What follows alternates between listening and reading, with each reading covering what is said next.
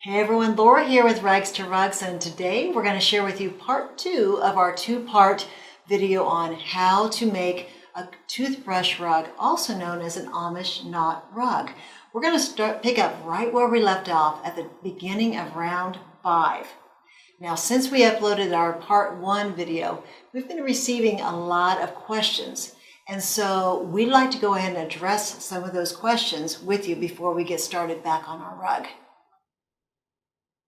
So the first question that I've received is very important because honestly, this one should have been addressed on part 1 and I failed to do so. So before we get back to working on our rug, I wanted to address this question, and it was asked several times since that last video.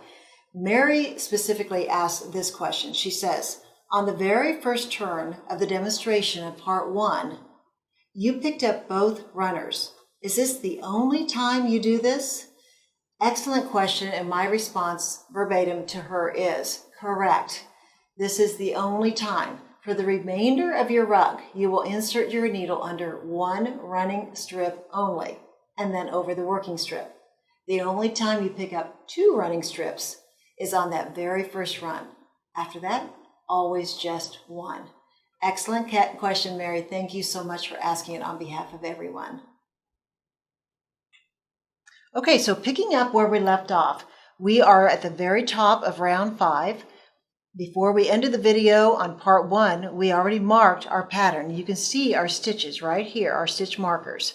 So we have now reached that first stitch marker. I'm going to remove it, and you'll remember that wherever a stitch marker is, we're going to insert our hook a second time in that space. So under the working strip, under the runner and over the working strip, and we're going to insert a hook a second time in that same space.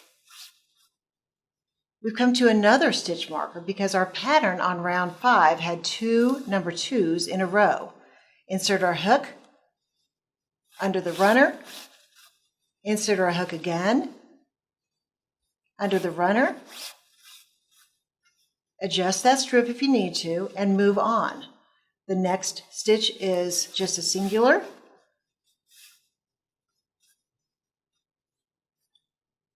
Another single. We're going to turn our work just a little bit. Now, as you work this rug, the bigger it gets, you're not going to have to use these straight pins any longer. But for right now, I'm still going to just kind of mark them here. We're going to do another single here. And we have now reached a stitch marker. We're going to remove that. That's our cue that we need to insert our hook a second time in that space. 1 and 2. Remove the next marker again. 2 stitches in this space. 1, 2, and we're going to turn our work to face us. Use those straight pins as you need to. And we're going to now, before we go any further, I always forget to do this, we need to mark our pattern on the other end, because whatever you do on one end, you need to do on the other end as well. First thing we're going to do is mark the stitch most on center on end, which is right here. Reading right of center is a 1 and then a 2, which we're going to mark with a crochet marker, and a 2. Reading left of center then is a 1 and a 2, which we're going to mark, and a 2. And we're going to remove that stitch that we marked most on center on end. Now we can turn our work. We're going to add another piece of fabric to this. Again, keep those pieces of fabric relatively short. We don't want them to get more than 36 inches. Otherwise, they kind of get in the way when you're trying to do your toothbrush rug. Just too much fabric to work around. Though it requires adding a lot of fabric to your project, it's important. Okay, so now what we're going to do is continue down this side, second half of our rug. There's 1. Forming that little letter C, adjusting it as we need to, holding down this strip with our index finger and our thumb, adjusting that runner strip, the strip that is providing the foundation for our rug. Securing it with my fingers, forming a letter C. Continue down the side. Adjust those stitches as you feel as necessary. But as you can tell already, this is going a lot faster than in part 1 because now our rug is taking shape and it's sizable, so it's so much easier to see where those stitches are, and it's laying so flat that there's no question that it makes it a whole lot easier to make our rug. I'll move this up just a little bit, reinsert my straight pins. Got a little bit of fabric left, but we're almost ready to have to add another piece of fabric here. Rug. We've reached the marker. I'm going to remove it. That's our cue that we need to add a second stitch in that space or in that location. 1 and 2. Because we're on round 5, we've got 2 2s in a row here. So this very next stitch, we're also going to add a second stitch in that space. 1, 2. I'm going to turn my work. And I think at this point we don't even need these straight pins, so I'm going to remove those. The weight of the rug itself is going to secure it, so we don't need to worry about those so much. So we did 2 there, and now these next couple stitches, 3 stitches to be exact, are all going to be just single stitches. We don't have to think about adding a second one in that space. We're still doing another stitch with just a single stitch here. And we've reached another crochet marker. Remove it. That's our cue that we need to add another stitch there and there. Remove the marker and do the same thing again. And we've just finished round 5 already. That went fast, didn't it? We know we've just finished a round because as we look at the other end of our rug, there's our safety pin, and that'll always be our indication that we're starting a new round. So we're going to move our line marker down on your cheat sheet. I'm going to do it on mine as well. First thing we're going to do is mark our pattern. It's almost the same as on round 5, but it's just a tiny bit different. We're going to mark the stitch most on center. Reading right of that is a 1, and then a 1, and then a 2. We're going to mark that 2 because that's where we always know to add another stitch there. To the left of center is a 1 and a 1 and a 2. The center line is always going to be in red. We're going to remove that stitch most on center, and now we don't even have to think. Go back to watching that movie with your family, and you don't even have to think about where those next stitches are going to be. From now on, until we reach that marker, all of these are just going to be single stitches. And I think you can already tell how much faster this rug is coming together. Okay, so let's pause for another question. Now, this one came to me by a friend of ours named Karen, and she asked an important question. I really like this. Can the running strip and the working strip be different widths? And my response to Karen was absolutely. As an example, if you choose a 2-inch running strip and a 2.5-inch working strip, that's perfectly okay. Or maybe as another example, you've chosen a 2.5-inch running strip and a 3-inch working strip. That's okay too. It will make no difference whatsoever with your pattern. Great question, Karen.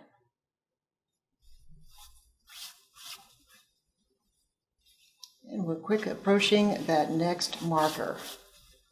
On this particular round, we only need to increase in 2 different spaces.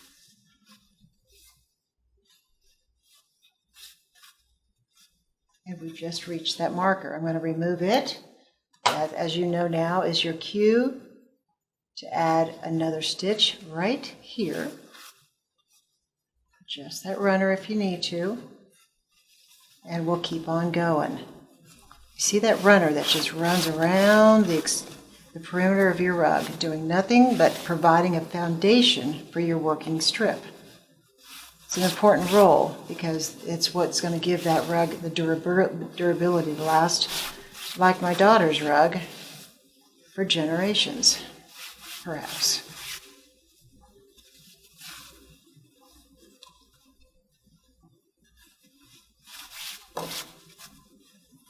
turn my work just a little bit. We've reached a crochet marker.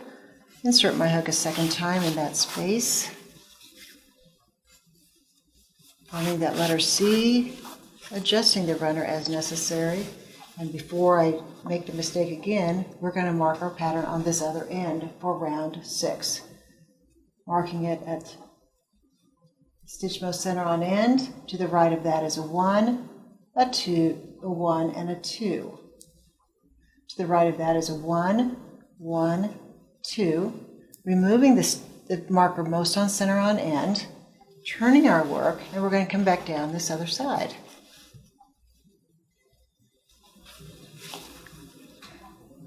I'm not having to use any straight pins right now. The weight of the rug itself is keeping it stable, and I can continue working without having to worry about it shifting around too much. But initially, those straight pins really help quite a bit. We're fast approaching the second half of round 6.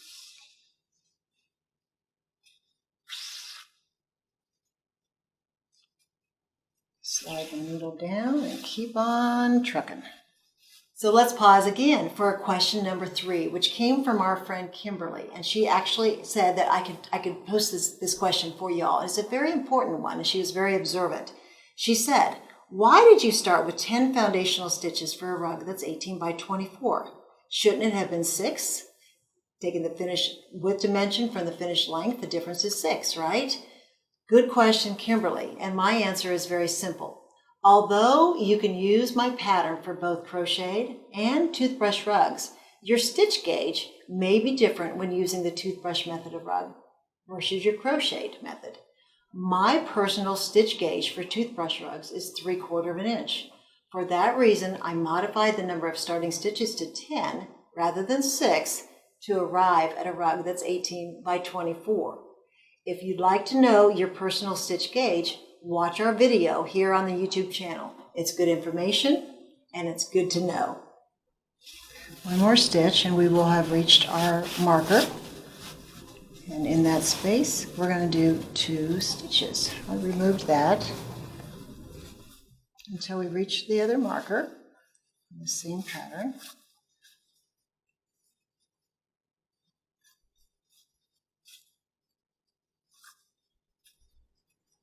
Turn my work just a little bit, add another strip.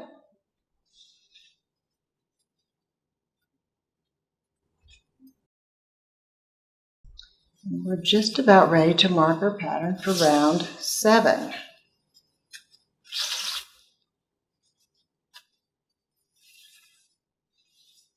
This very next stitch, we need to add a second one in this space.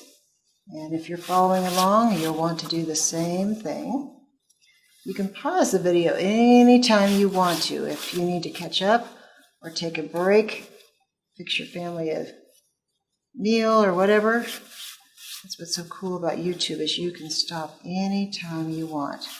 Okay, so before we go much further, I want to go ahead and mark my pattern for round 7. If you've got our crochet cheat sheet or our cheat sheet pattern, you can go ahead and follow along with that. First thing, of course, we're going to do is mark the stitch most on center. To the right for round 7 is a 1. To the right of that is a 2. A very simple pattern on this round. To the right, to the left of the center line is a 1 and then a 2.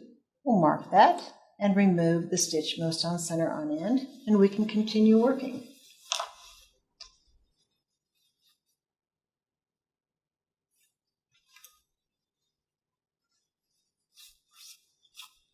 We're going to finish this round, and then I'm going to challenge you to do 2 rounds on your own while I do the same thing on this end. And then we're going to come back together. That next round.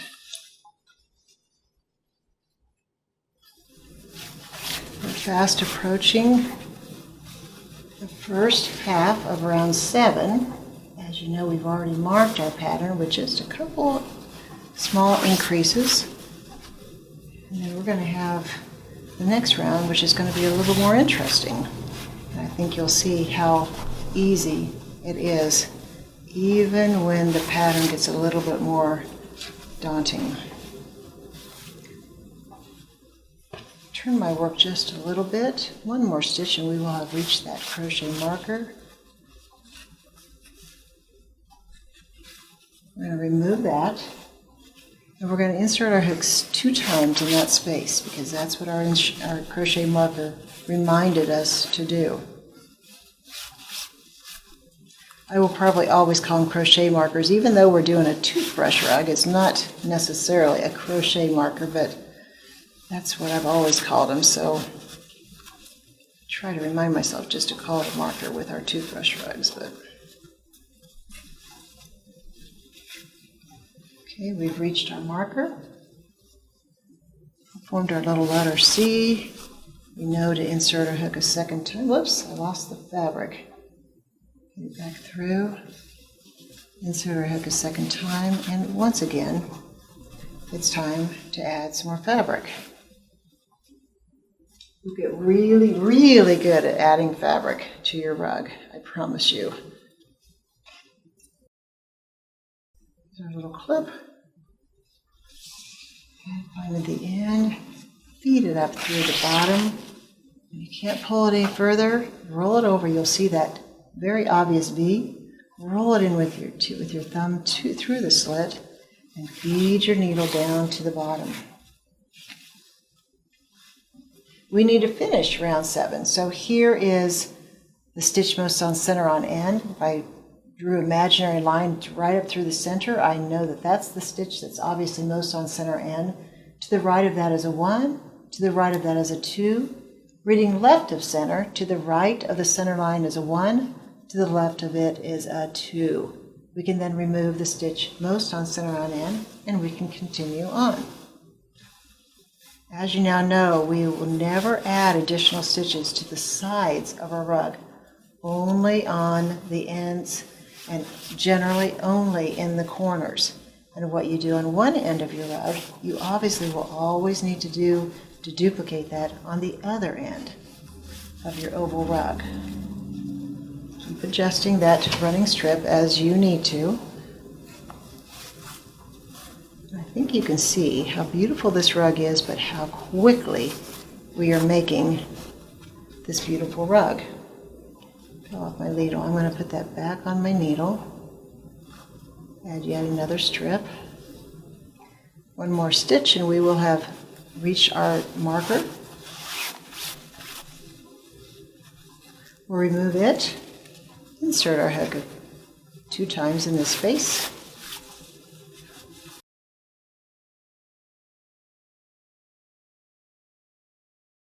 Continue on. There's our letter C. Adjust the runner. Another stitch. Let me move this up just a little bit so you can see it just a little bit better. Make a letter C under the runner. And we've reached that marker. I'm going to remove it. Insert my hook a second time in that space. Once and twice, and we just finished round 7. So let's take a pause, and I'd like to answer another question. Now, I can't even count how many people have asked me this question since we produced part 1 of this video. Where can I get a copy of your cheat sheet? It looks just like this. Well, again, we will provide a link at the bottom of this video, just like we did on part 1. All you have to do is click that link, order your card, and we'll get it right out to you same day. Our sheets are professionally printed. On the front is a round, on the back is oval. In addition to the actual pattern, which is right here, we also share with you dimensions and fabric requirements on many of your standard size rug. So you can weigh your fabric or you can measure it off by yardage, but it's all on this one cheat sheet that you can carry in your purse or your satchel. So it makes it super easy, and these are available to you every single day from our website. So just click that link. Okay, so as I shared with you, round 7 was pretty simple, right? There was not a whole lot to it. Round 8 just got to be a lot longer, but there's not a whole lot to it. So as always, we're going to mark our pattern with the stitch most on center on end. Can you see that? And reading right of center is a 1, then a 2, which as you know we need to mark 1, 1, 1, 2. So as you can see, it's not really that hard. It's just a lot more numbers there. Center line is a 1. To the left of that is a 1. A 2, which we're going to obviously mark. To the left of that is 3 single stitches. 1, 2, 3. To the left of that is a 2, which we always mark our 2s, which means, of course, that we're going to be inserting our hook a second time there. Removing the marker that's most on center on end. Turning our work, I've already added some more fabric, and we're ready to now continue on. I like to turn it kind of a 1/4 inch turn, so you can, as this rug gets bigger and bigger, you'll be able to clearly see what I'm doing. Now we're going to go ahead and continue on, and I'd like to challenge you to finish round 8 and round 9, and we're going to meet up after that. We just marked our round 8, and we're going to work that. Then you're going to finish round 8 on both ends, round 9 on both ends, and we're going to meet up at round 10. I'm going to do the same thing that you are, and at the beginning of round 10, we're going to get together and we're going to continue on from there. So this is your challenge. So I invited you to a challenge just a few minutes ago. That is to do round 8 and round 9 by yourself. And I continued and did the same thing while we took a little pause. We're back now with round 10. And just as round 8, it appears to be a little daunting, but it's really not. It's just a series of numbers. And as before, we will always mark the stitch most on center on end. And reading right of that, there are 6 ones. So we're going to count that out. 1, 2, 3, 4, 5, 6. The next stitch is a 2. We'll now read left of center. 1, 2, 3, 4, 5, 6. This very next stitch, we're going to mark that. So you can see, even though it's spread out, it's really not any harder. And we're going to continue on round 10. After that, we simply have 2 more rounds, the last of which is just a single stitch all the way around our rug. So we remembered that our safety pin was our cue to start a new round. We marked that round, and now we're going to get back to doing our stitches. So I'm sure that you're following along with me and doing the same thing, and we're getting real close to finishing this beautiful rug.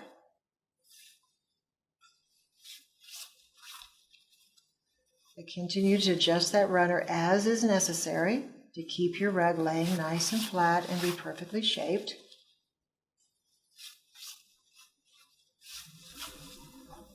Remove that marker. Insert our hook a second time in that space to relieve tension as we round this bend. If we didn't do that, our rug would most assuredly buckle right there. We don't want that to happen, do we? Okay, so here's that next space.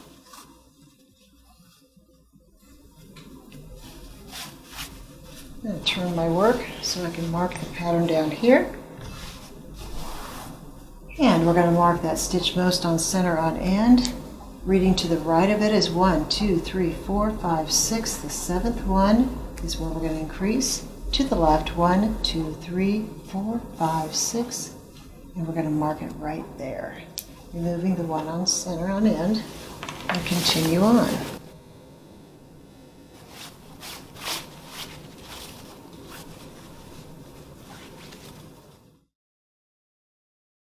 We're going to add a second stitch in this space, and we'll be ready for our next round.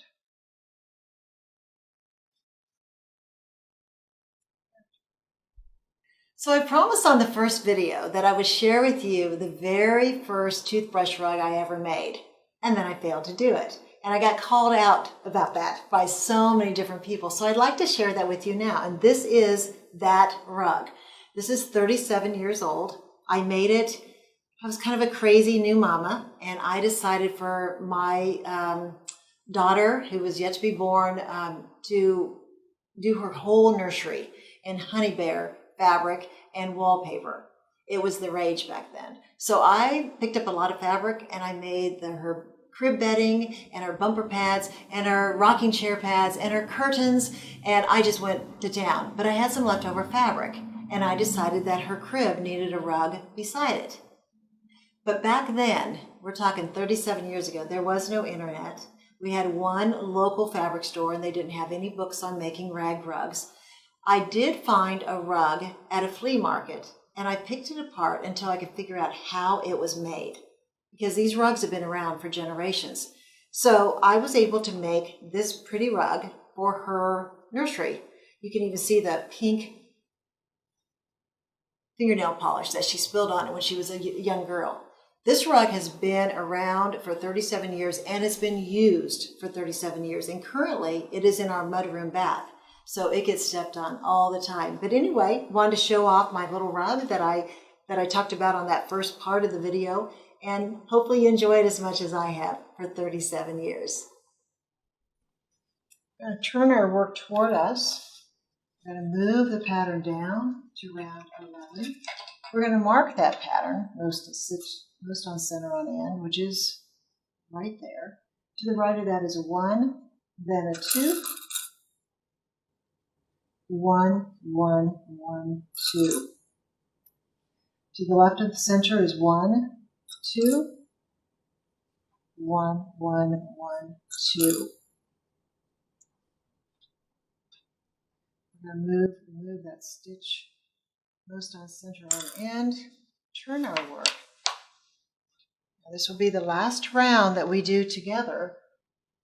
The final round is just one stitch around. There is no marking. So this is the last round we're going to do together, and we're going to allow you to do round 12 on your own.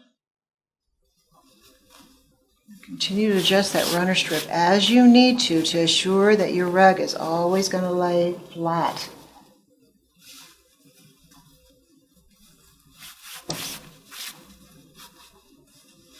Turn my work just a little bit so you can continue to see what we're doing.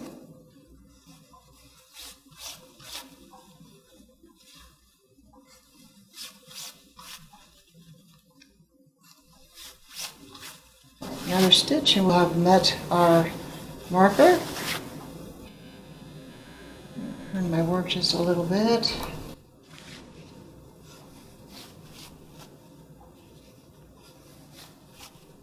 Two stitches there, and we'll continue on, adjusting just a little bit and adding a strip where there's our marker. And we'll insert our hook a second time in that space. There's 1. And there's 2. Turn my work just a little bit more and twist it if it's necessary. Mine always gets in a twist. Must just be the way I hold the hook. Turn our work. We need to mark our pattern one more time for the conclusion of this demonstration. 1. To the right of that is a 1. To the right of that is a 2. 1, 1, 1, 2. To the left of the center marker is a 1, 2, 1, 1, 1, 2. Removing that center marker and continuing on. Folding it over, making that little 1/4 inch slit. Open those strips up. Find the end.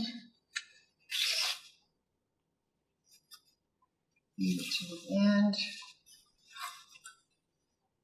and continue on until we reach, of course, that next marker. This rug, I don't know if you can see it from this video, but it's absolutely gorgeous. The colors are sensational. I can see this as a fall decorating rug in your entry or guest bath. Just about done with this round.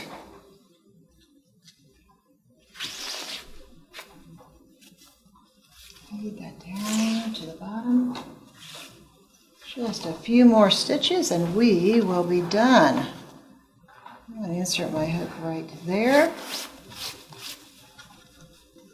Remove the marker. Insert our hook a second time in that space.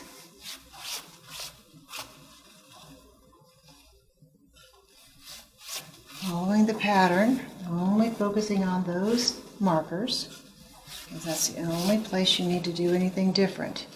That is to add a second stitch in that space. And this very last stitch, I'm going to add 2 stitches there. Now, we're going to stop right there.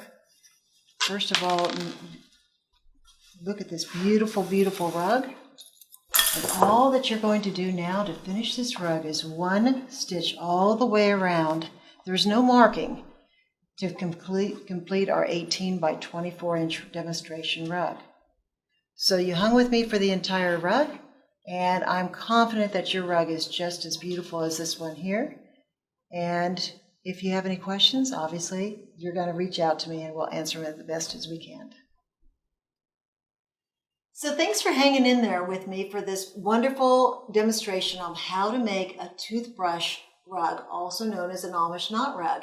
We finished, you were with me every step of the way, an 18 by 24 rug, and I think it turned out absolutely beautiful, and I'm confident yours did too.